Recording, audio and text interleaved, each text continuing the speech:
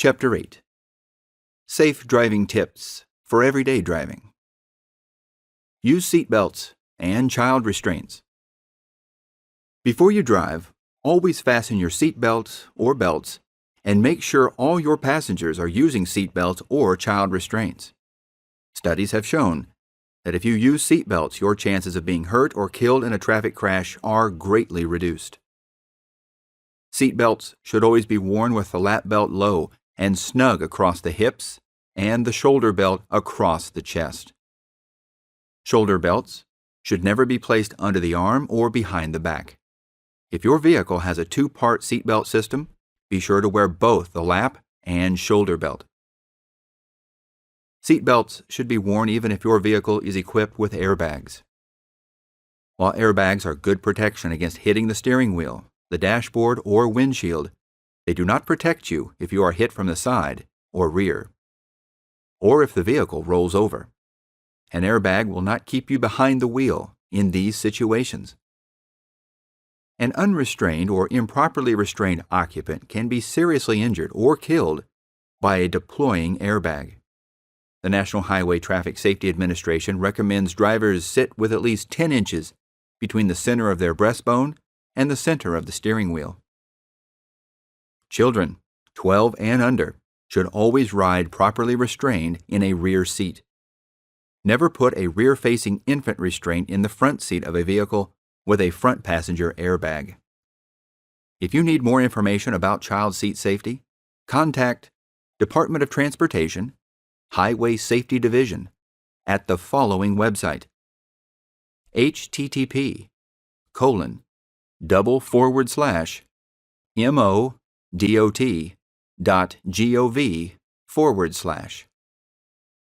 or telephone at 800-800-BELT.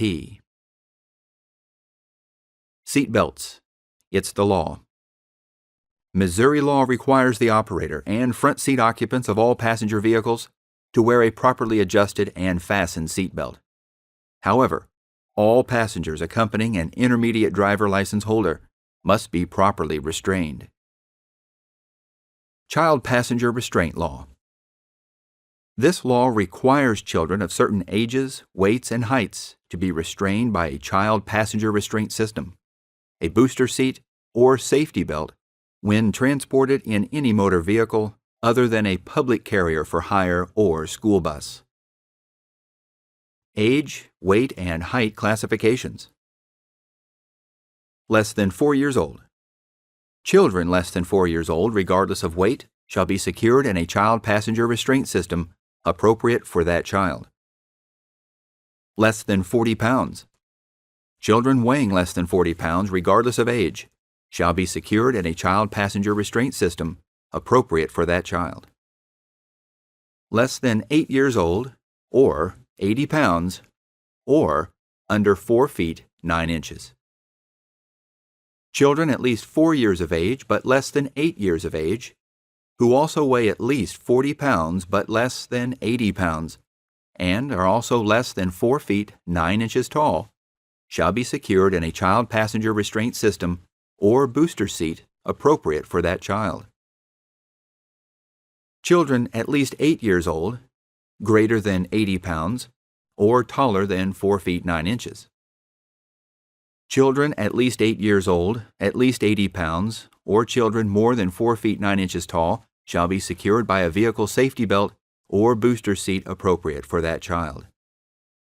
For more information on the booster seat law, refer to the Department of Transportation website at http://www.modot.org/booster-seats/.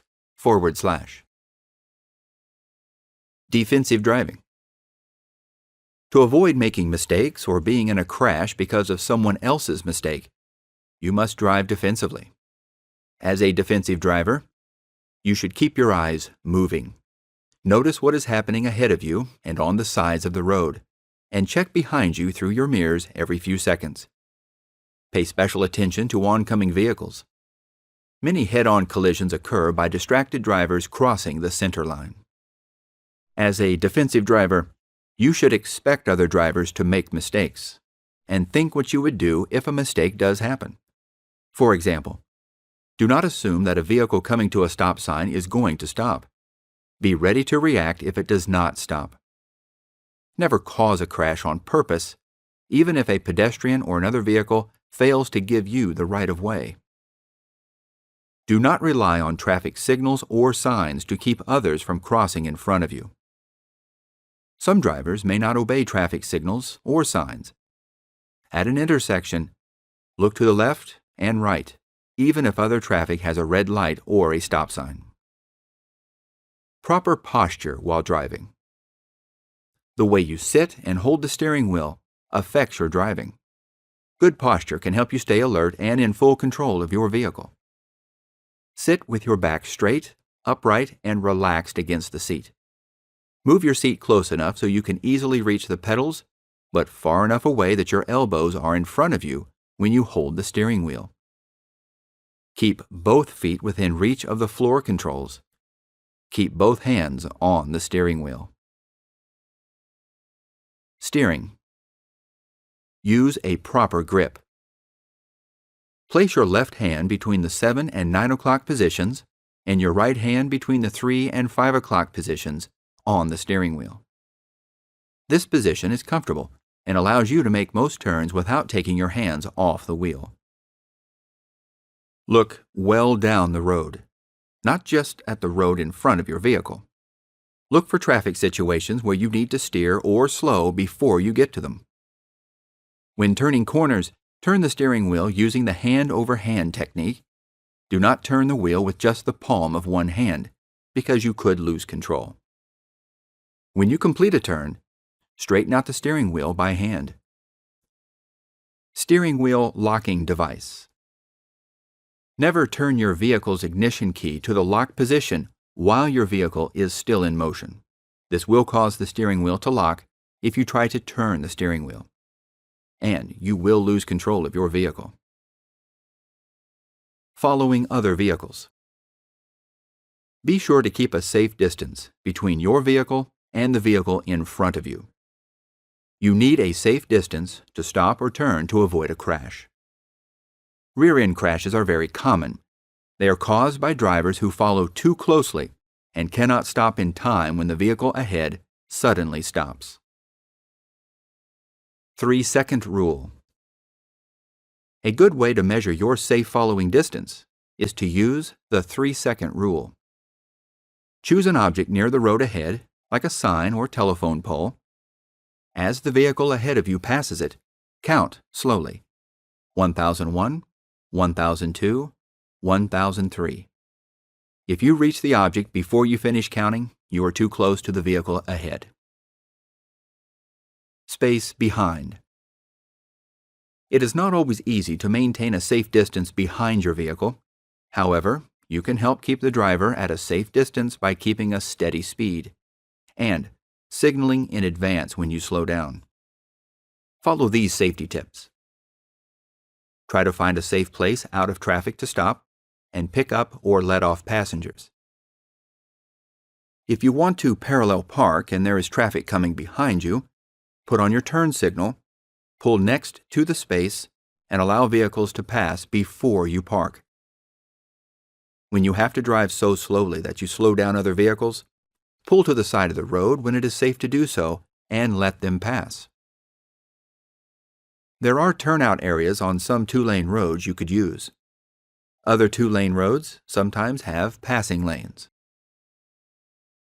If you are followed too closely or tailgated by another driver, and there is a right lane, move over to the right.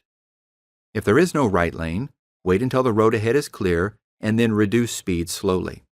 This will encourage the tailgater to drive around you. Never slow down quickly to discourage a tailgater. This will only increase your risk of being hit from behind. Space to the side. You need space on both sides of your vehicle to have room to turn or to change lanes. Avoid driving next to other vehicles on multi-lane roads. Someone may crowd your lane or try to change lanes and pull into you. Move ahead or drop behind the other vehicle. Keep as much space as you can between yourself and oncoming vehicles. On a two-lane road, this means not crowding the center line. In general, it is safest to drive in the center of your lane. Make room for vehicles entering on a multi-lane roadway. If there's not a vehicle in the lane next to you, move over a lane. Keep extra space between your vehicle and parked vehicles. Someone could step out from a parked vehicle, from between vehicles, or a parked vehicle could pull out. Give extra space to pedestrians or bicyclists, especially children. They may move into your path quickly and without warning. Wait until it is safe to pass. When possible, take potential hazards one at a time. For example, if you are overtaking a bicycle and an oncoming vehicle is approaching, slow down and let the vehicle pass first so you can give extra room to the bicycle. Stopping distance. Your stopping distance equals your reaction distance plus your braking distance. If you're driving fast, are very tired, or if your vehicle has bad brakes, you will need more space to stop your vehicle. The following distance equals your reaction distance plus your vehicle's braking distance at different speeds. The reaction distance is the distance you travel after you see danger and before you apply your brakes. In the chart shown here, the reaction distance is for 1.5 seconds. You have to be alert to react within 1.5 seconds. The braking distance is the distance you travel after you apply your brakes and before your vehicle comes to a stop. In the chart below, the braking distance is for a vehicle with good brakes and tires, in good weather, and on a good road. When your speed is 20 miles per hour, the reaction distance is 44 feet, the braking distance is 18 feet. When your speed is 30 miles per hour, your reaction distance is 66 feet. Your braking distance is 40 feet. When your speed is 45 miles per hour, your reaction distance is 100 feet. Your braking distance is 90 feet. When your speed is 55 miles per hour, your reaction distance is 121 feet. Your braking distance is 134 feet. When your speed is 60 miles per hour, your reaction distance is 132 feet.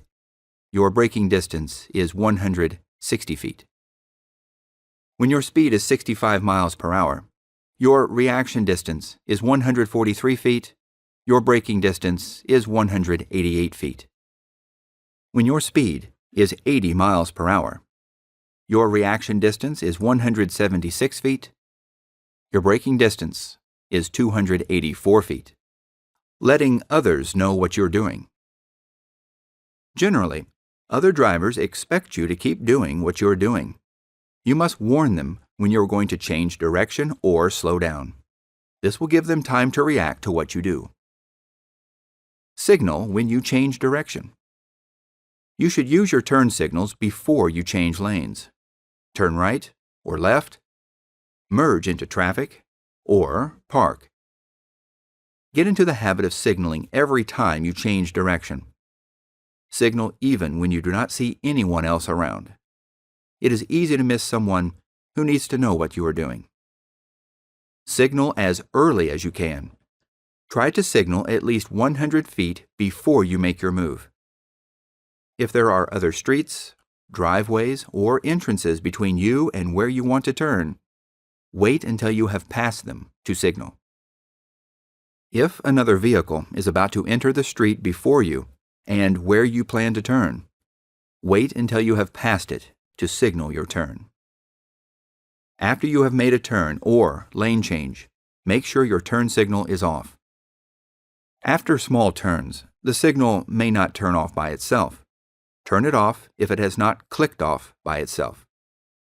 If you do not, other drivers might think you plan to turn again. Using your horn. Do not use your horn unless you have to. Needless use of your horn may distract other drivers and cause a traffic crash. There is only one reason to use your horn: to warn other drivers. Your horn should not be used as a display of anger or frustration. Slowpoke driving. It is against the law for you to drive slower than the posted minimum speed under normal driving conditions. You may drive more slowly than the minimum speed if you are driving in bad weather, in heavy traffic, or on a bad road. If there is no posted minimum speed, it is still against the law for you to drive so slowly that you block traffic. If you have to drive more slowly and vehicles line up behind you, pull over and let them pass. Many crashes are caused by slow drivers who block other traffic. Remember, slower is not always safer. Carbon monoxide. Beware of carbon monoxide poisoning. Vehicle motors give off carbon monoxide, which is a deadly gas. To avoid carbon monoxide poisoning, do not leave the motor running in a garage. Do not leave the motor running and the windows closed when you park your vehicle. Do not use the heater or air conditioner in a parked vehicle with the windows closed. Do not leave the vents open when following closely behind another vehicle. Do not drive with a defective muffler or exhaust system. Tips for avoiding a deer vehicle crash. You can reduce your odds of being involved in a deer vehicle crash by applying these precautionary measures. Be especially alert and use caution when traveling through areas marked with deer crossing signs. Deer seldom travel alone. Chances are, if you see one deer crossing a road or notice a struck deer on the side of the road, then others are nearby. Be especially cautious in areas around fields, streams, and gardens where deer tend to congregate. Most deer-related crashes occur in January, May, and October through December. Highest risk periods are from sunset to midnight and the hours shortly before and after sunrise. After dark, use high beams when there is no opposing traffic. High beams will illuminate the eyes of a deer on or near a roadway and provide greater motorist reaction time. To reduce the likelihood of serious injury in a crash, be sure all vehicle occupants wear seatbelts and children are properly restrained in child safety seats. If you see that a crash is unavoidable, do not swerve. Swerving off the road or into the path of an oncoming car can increase the risk of injury. Make sure there is no traffic behind you before slowing suddenly. Too much brake pressure can cause the front end of the vehicle to drop down, striking the deer in the legs and allowing the body to come into the passenger compartment of the vehicle. If you are involved in a crash, report the crash to a local law enforcement agency. Obtain a police report, if required, to file a claim for coverage with your insurance company. And contact a local Missouri Department of Conservation agent to report where the crash occurred. This can help to identify frequent deer crossing areas. Distracted driving. Driving is a skill that requires your full attention to safely operate your vehicle and respond to events happening around you. Driving involves constant and complex coordination between your mind and body. Events, or things that prevent you from operating your car safely, are distractions. All distractions endanger driver, passenger, and bystander safety.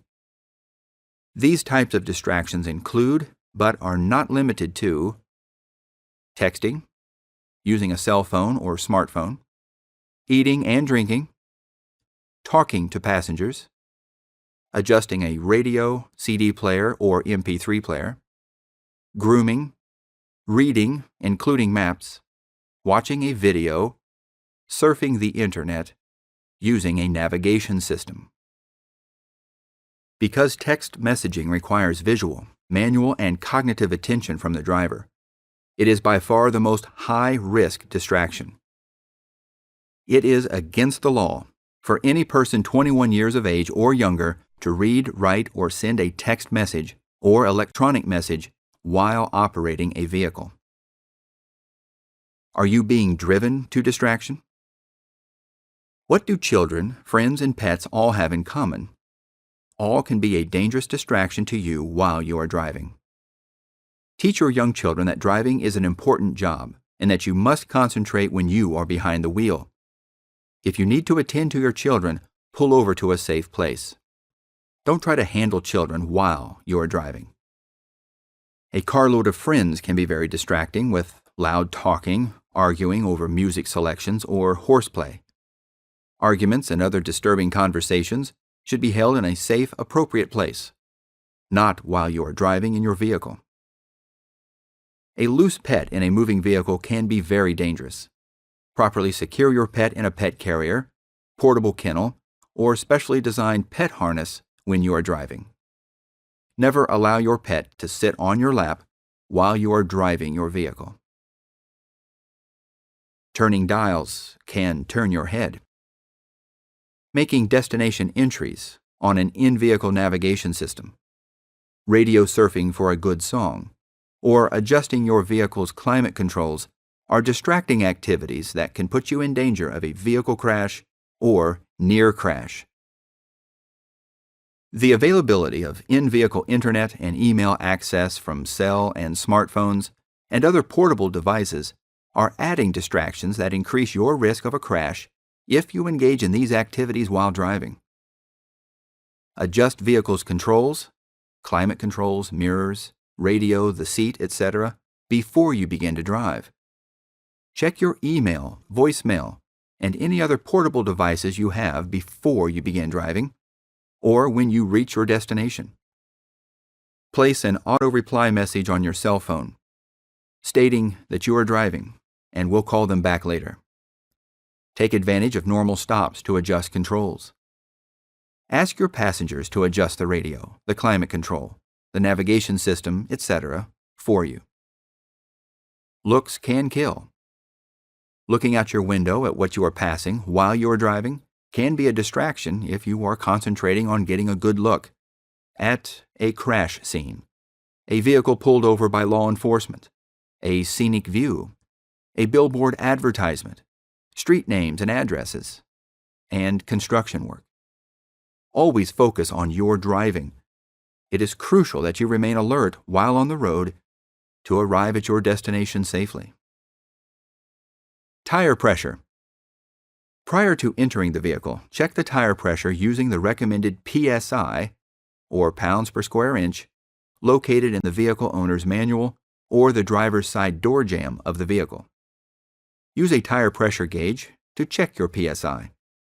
If your PSI is above the number listed in the owner's manual or on the door jamb, let air out until it matches.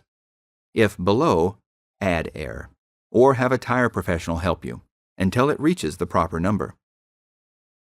You may measure tread depth using the penny test. Once every month, or before you embark upon a long road trip, check your tires for wear and damage problems. An easy way to check for wear is by using the penny test. Take a penny and hold Abraham Lincoln's body between your thumb and forefinger. Select a point on your tire where the tread appears to be lowest and place Lincoln's head into one of the grooves. If any part of Lincoln's head is covered by the tread, you're driving with a safe amount of tread. If your tread gets below that, approximately 2/32 of an inch, your car's ability to grip the road in adverse conditions is greatly reduced. What to do and expect when stopped by law enforcement. Law enforcement officers conduct traffic stops because they observe a traffic violation or are conducting a police investigation. Being stopped by a law enforcement officer can be a stressful experience, but knowing what to do during the stop will help ensure your safety, the safety of other motorists, and the safety of the officer. When you see emergency lights behind you, stay calm, activate your turn signal, and pull off or to the side of the roadway as soon and safely as possible. Turn off the ignition and radio, and stay in your vehicle unless directed by the officer to exit. Keep your hands on the steering wheel so they are easily observable. Ask your passengers to remain calm and to stay in the vehicle while keeping their hands in plain view as well. Give the officer your full attention. Cell phones and mobile devices should not be used by you or any of your passengers. Do not make sudden moves or search for your driver's license or vehicle documents. Wait for the officer to give you instructions. If you have a weapon or weapons in the vehicle, inform the officer upon first contact. If it's nighttime, the officer may direct a spotlight at your vehicle once stopped.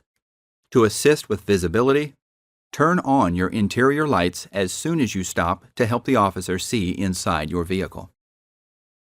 The officer will usually explain why they stopped you and may ask you questions about your trip. If the officer isn't in uniform, they will show you their law enforcement credentials, or you may ask to see them. Follow all instructions the officer gives you or your passengers. The officer may ask to see your driver license, proof of insurance, and vehicle registration. If the documents are out of your reach, tell the officer where they are before you reach for them. If you have questions, politely ask for clarification. If the officer asks you to exit the vehicle, stay safely away from traffic and keep your hands in plain view. When the officer completes their interaction with you, they may issue a warning or a traffic ticket, which may include a fine. The officer will typically explain whatever action is being taken. If you have questions, respectfully ask the officer to clarify. If you disagree with the officer's decision to issue a traffic ticket, don't prolong the contact by arguing with the officer. If you wish to contest the ticket, you will have the opportunity to explain your point of view of what happened in court. Your acceptance and signature on a traffic ticket is not an admission of guilt. However, the refusal to sign a traffic ticket may result in your arrest. If you believe the officer acted inappropriately, document the officer's behavior and report it to the officer's agency in a timely manner. The name of the officer and law enforcement agency will be on the ticket, or you may ask the officer to provide this information. The enforcement of traffic laws is an effective tool in changing unsafe driving behavior and reducing crashes. If you receive a warning or a ticket for a traffic violation, its purpose is to deter illegal and/or unsafe behavior. Good communication from all involved parties can make a traffic stop a safe experience for all parties involved. If you are the subject of a traffic stop, you have legal rights created by the Constitution and the law. These include the right to be free from unreasonable search and seizure, the right to be free from being forced to incriminate yourself, which is commonly referred to as the right to remain silent, and the right to an attorney. Please contact an attorney licensed to practice in the state of Missouri if you have questions about these and other rights. This concludes Chapter 8.